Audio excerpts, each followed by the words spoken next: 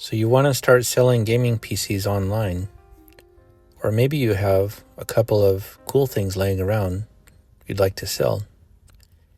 Here's the site, Jawa. Is it worth it? Let's find out.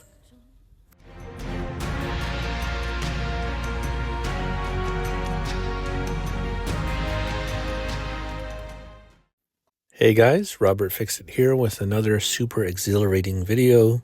Get ready for this one. Today I wanted to talk about Jawa, why I signed up for it, I'm going to be using it, why you maybe shouldn't use it, and then at the end I'm going to add some tips that will help you sell. And for those of you not familiar with Jawa, it's getting more popular lately. It was born around, I guess, the pandemic times when things were hard to find.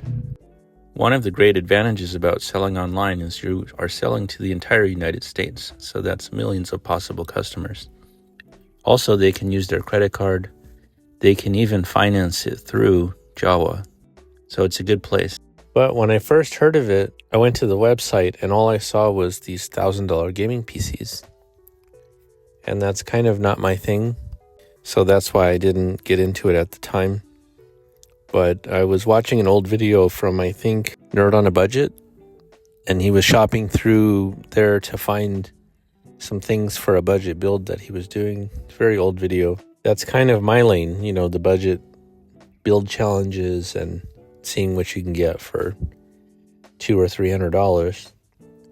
And so I went back to the website, and I still didn't get it. I thought it was an app, actually, but it's not an app. It's a website. So I went there and I was thinking, they do have stuff on here. So I cruised through, not gaming PCs, I mean stuff like parts. So for example, CPUs, GPUs.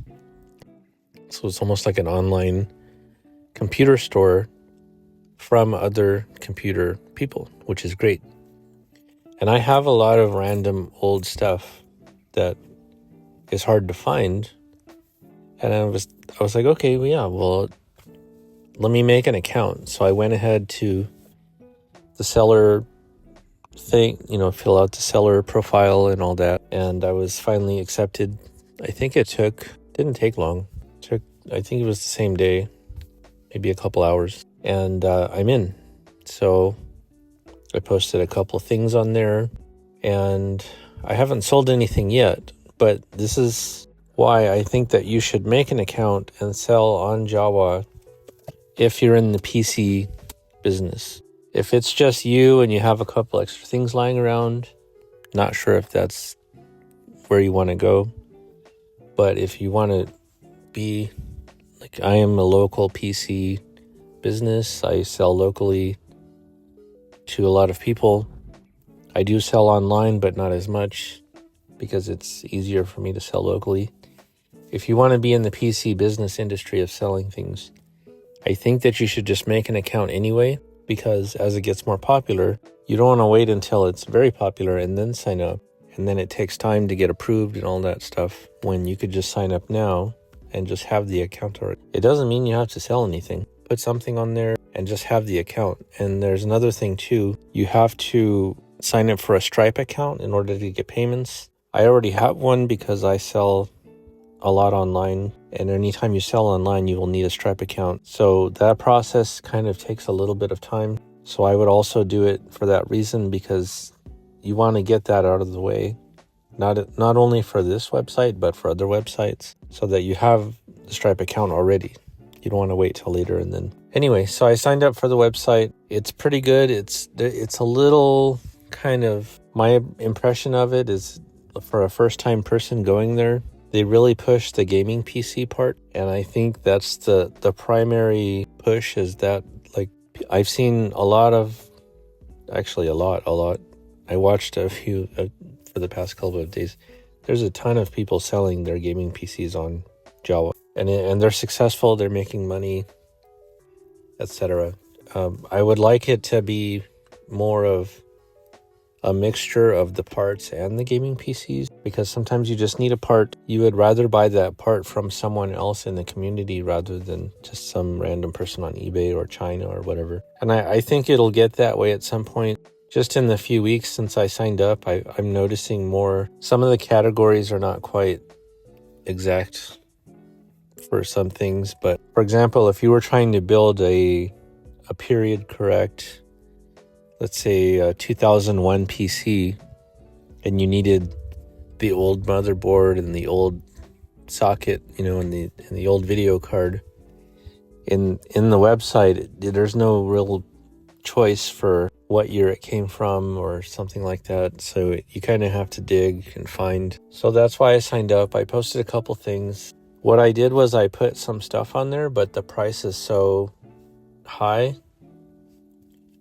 so that if somebody wants to buy it, great. But I'd rather sell it locally just because that's easier. You don't have to ship it and stuff. And then they have their fees. So it's, I think, 3% for the credit card fee, and then 9% for I'll put it up there. I'll put a screenshot of the fees. I thought it was 3 plus 9, which is kind of eBay-ish. It used to be cheaper, I guess, if you had signed up before. And that's another reason why you want to sign up now. Maybe the fees will go up in the future. But whenever you sign up, they're going to grandfather you into whatever fees there are right now. So we'll call it 10% or 12% or whatever. It's a fee. It's no different than eBay, OfferUp, Facebook, when you sell it online and you have to ship it. There's always a fee. So, of course, the price has to be higher to account for the fees. And then they do provide you with shipping labels and stuff. You don't have to make the labels yourself, although you should, and I'll talk about that later. But it's pretty good. But also the thing is now, recently, so Linus Tech Tips just partnered with them. There's a few, I think 4 or 5 other very big YouTube channels that are partnering with Jawa. So you should really get in at this time while it's kind of still on the ground floor. So that's kind of my opinion of it. I think it's good. It's a little bit early still, although it has gotten better. If you look at the deals here, you can actually just pick, for example, GPUs. You can just sort by lowest price, find some budget GPUs. Even I saw the Xeon processor on there. Power supplies. For me, as I'm putting rare stuff on there, I'm not sure if that'll work, but at least it's online. The other cool part is you get to put a video link to YouTube of the thing that you're selling. So if you have a YouTube channel and you put a YouTube link to the part you're selling, the potential buyer goes to your YouTube channel. You might actually get traffic from that, even if you don't sell anything. Yeah, so I'm kind of using it as just a feeler right now. Maybe I'll get a little traffic out of it.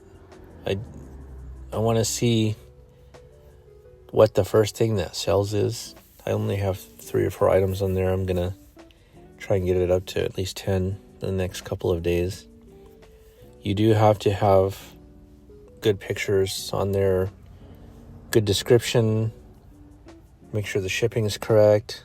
The only reason I would say now why you would not want to use Jawa is because let's say you just have one computer. That's not really the good point of Jawa. It's supposed to be for selling multiple items. So if you're just going to sell one computer, you have to sign up for Stripe. You have to give them, Stripe, your social security number. You're going to get all that information out there just because you want to sell one thing. That's not what it's for. This is more for people that want to continuously sell things, which I already do, so it's easy for me. I just plug right in and it's just another channel to sell things. Also, shipping a gaming PC can be very dangerous. I know people do it all the time, but you build a computer, let's say you put $700 into it, you ship it, let's say you sell it for $950 and you make $200 after fees and stuff. You don't know what's going to happen when that computer arrives. The parts fall out, the video card's loose, the RAM's loose. A lot of people ship computers in the original box. They don't even put another box over the box. And it gets jostled around, and then the person opens the box, and then this part fell out. Something's loose. Then they give you a bad review. They want a refund. then they have to ship it back. And it's a real big headache. Even if you could have sold 10 gaming PCs, right? You made, let's say, $1,800 and you're super happy. All it takes is one bad experience it'll just ruin the whole thing. You got to give them their money back. They send it back. It's even worse than when they got it, something's cracked or broken. And if you're not in the business of doing this, I wouldn't suggest going that route. Just sell it locally. Deal with the person right there. Give them a handshake. Deal's done. If they need anything, they can call you. As far as buying, though, that's fine. But selling it, you really have to be into the selling. So I wouldn't suggest doing it if you're not going to be serious about it. And there's one more thing too that's very good.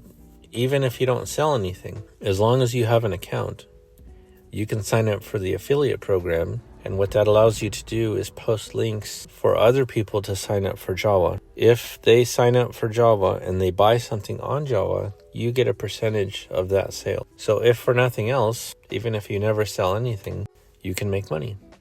Why not? If you have a good following online, Instagram, Facebook, whatever, just say, hey, I found this website, Jawa. You can buy computer parts, gaming PCs, and then you get commission. So that's awesome. I like that part. And I did sign up for the affiliate program, but I never received an email back or anything. It's been a couple weeks, so I'm not sure what that's all about. I have to probably follow up with them. And then finally, I just have a few tips. So these are my tips if you're going to be selling things online. It's really hard at first. I've been doing it for several years, and there's a lot of mistakes people can make. Like I said, don't ship it in the container or box that it came from. Always put that box inside of another box, because people don't like, especially a GPU. If it was let's say a nice 2080 or 3060 or whatever GPU, and then you receive the box with the GPU in it, and then there's a label on the box and there's tape all over it, you can't save the box. Now it looks ugly. The box should always be inside of another box. Even if it costs you an extra couple bucks, it's just a practice you have to get used to. You can't just ship it. Some people put the box inside of one of those plastic wrapper things. I forgot what it's called. It's like the flexible shipping bag, which is also not good because the corners are going to get all damaged from being shipped, and it doesn't look good anymore.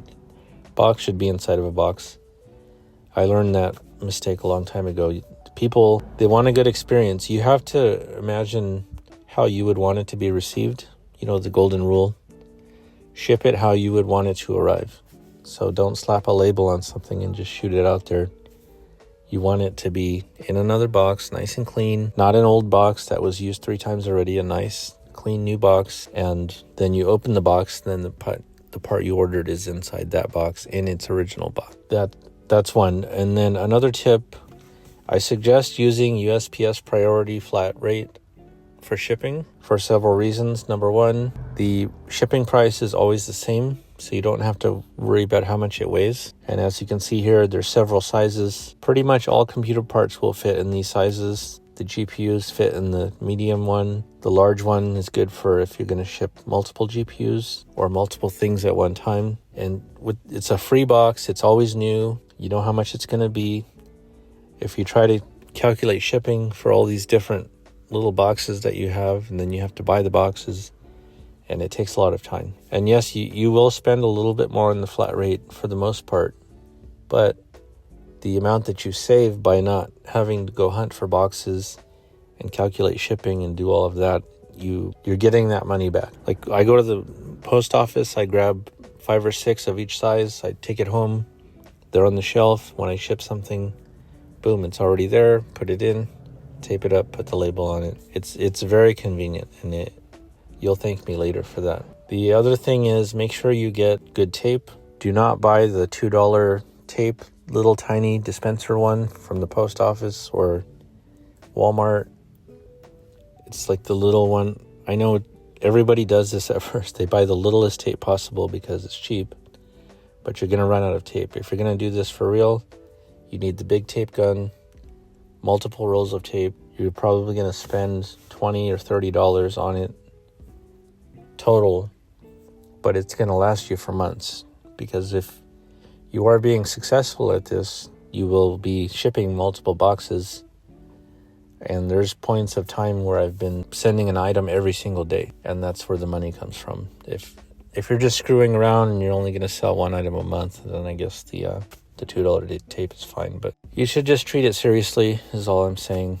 And then the last tip I have for you, or no, second to last, specifically for Jawa, you should make a price. Let's say you have a GPU and you know it's worth about $100, and you know you could potentially get $100 for it, probably, on a good day. But you'll take $60 for it right now. You should list that GPU for $100 at first. Put it online, it's $100. Then 3 days later or a week later, change it to $90. Then change it to $80. Then change it to $70. Because every time you do that, it sends an alert to the person that was looking at it, if it's on their watch list, that the price has been reduced. Also, for people that haven't seen it before, on Jawa, there's a little thing that says this item is 28% off. And it's an old trick. It's kind of shady, but this is what people, Walmart will, on Black Friday, say this is 50% off when actually it was the same price 2 days earlier. And they put a fake higher price on there. But I mean, it works. You can't really knock it because it does work. So if it says this GPU was $99 or $100 and now it's $80, that puts that little reduced price percentage tag on the picture as people are scrolling, and they're always going to click on that. So I would suggest you do that. And then the last thing is get a printer. There was the whole thing about somebody on YouTube that had trouble with labels because they would go to the post office and have the post office print the label, which is an option on the Jawa site and eBay, and then the label fell off or something. Anyway, just buy a printer, print the label yourself. That way you can save a PDF of the label in your documents folder. If you go to the post office and you want to stand in line and have them print a label for you, that's fine, but it's very much not suggested for someone that's going to be doing this a lot. You make the label yourself, you save a PDF copy in your folder, you tape it to the box with a lot of tape so it can't fall off. You don't know, you ship it and it might rain somewhere and then the label gets all wet, so you have to tape all over it so they can't get wet, so they can't get torn off by accident. Rubbing up against another box, it can get taken off. I don't have a picture of one, I don't think, but you should see like how much tape I put over the label because I've had so many bad experiences with the labels falling off. And I suggest one of these, the Brother printer. They're about $100 now. They're probably less, maybe $79 at Costco or something. Very basic. It just prints black and white, and it's an investment. And also, all of these sales that you're doing on the websites, you're going to get taxed on it. So the things that you buy, like their supplies, the printer, the tape, fees or whatever that they charge you, it's all a tax write-off. So don't be afraid to spend a little bit of money, and then that way that you can add it on your taxes, and that'll come out of the amount that they charge you at the end of the year. So those are my tips. Let me know what you think. If you've ever sold on Jawa, if you think Jawa is not good, if you have any stories about Jawa you would like to share, please comment below. I will have the links below to sign up for Jawa. If you're interested, I suggest you do it now before the fees go up even more. And yeah, we'll see you on the other side. Thank you for watching.